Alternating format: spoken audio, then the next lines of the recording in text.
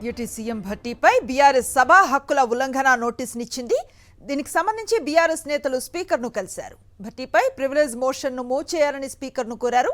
ఆర్థిక మంత్రి అప్పులపై తప్పుడు లెక్కలు ప్రకటించారని బీఆర్ఎస్ నేతలు ఫిర్యాదు చేశారు. 168వ నిబంధన క్లాజ్ 1 ప్రకారం ఆర్థిక మంత్రిపై సభా హక్కుల నోటీసు ఇస్తున్నట్లుగా తెలిపారు బీఆర్ఎస్ నేతలు. ఇదే అంశంపై మరింత సమాచారాన్ని మా కరెస్పాండెంట్ దిలీప్ అందిస్తారు. దిలీప్, చెప్పండి.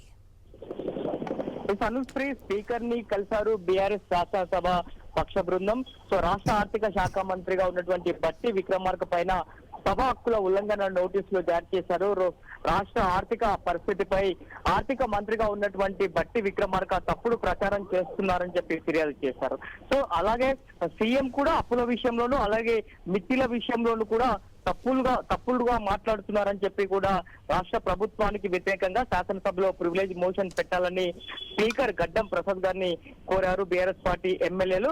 తెలంగాణ శాసనసభ కార్యవిధాన మరియు కార్యక్రమ నిర్వహణ నియమావళిలోని 168 క్లాస్ 1 నిబంధన ప్రకారం ఇటు బీఆర్ఎస్ పార్టీ ఆర్థిక శాఖ మంత్రి బట్టి విక్రమార్కపై సభా హక్కుల ఉల్లంఘన నోటీసులు ఇచ్చింది. తెలంగాణ అప్పులపైన ఇటు శాసనసభను అలాగే తెలంగాణ ప్రజలను తప్పుదోవ పట్టించే ప్రయత్నం చేస్తున్నాడు ఆర్థిక మంత్రి అంటూ కూడా బీఆర్ఎస్ ఆరోపిస్తుంది.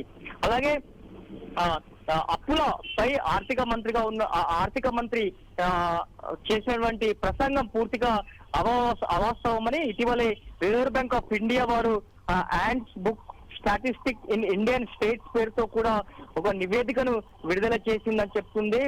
కేవలం 3.89 లక్షల కోట్లు అని ఆ రిపోర్ట్ స్పష్టం చేస్తే ప్రభుత్వం మాత్రం 7 లక్షల కోట్లు అప్పులు చేసిందంటూ కూడా కొంత తప్పుదోవ పట్టించే ప్రయత్నం చేస్తున్నాడు మంత్రి అనేటువంటిది ఆరోపణ చేస్తున్నటువంటి పరిస్థితి కనిపిస్తుంది. అలాగే కేవలం ఉద్దేశపూర్వకంగానే మంత్రి ఈ యొక్క ఆరోపణలు చేస్తా ఉన్నారు. గత బీఆర్ఎస్ ప్రభుత్వం ప్రతిష్టను భంగం కలిగించేలా ఈ వ్యాఖ్యలు ఉన్నాయంటూ కూడా ప్రివిలేజ్ మోషన్ ను ఇటు బీఆర్ఎస్ పార్టీ స్పీకర్ గారిని కలిసి కోరినటువంటి పరిస్థితి కనిపిస్తుంది. గతంలో కూడా ముఖ్యమంత్రి కిరణ్ కుమార్ రెడ్డిగా ఉన్నప్పుడు కూడా ఇటు బీఆర్ఎస్ ఉల్లంఘన అంటే టీఆర్ఎస్ గా ఉన్నటువంటి ఉల్లంఘన నోటీసులు ఇస్తే గతంలో కూడా చర్చకు వచ్చిందని చెప్తున్నారు. బీఆర్ఎస్ పార్టీ కోరుతా ఉంది. ప్రజలకు ఈ అప్పులపైన స్పష్టత ఇవ్వాలని కోరుతున్నాము అని చెప్పి కూడా కోరుతున్న పరిస్థితి కనిపిస్తుంది. Anusri. Right, thank you Dilip.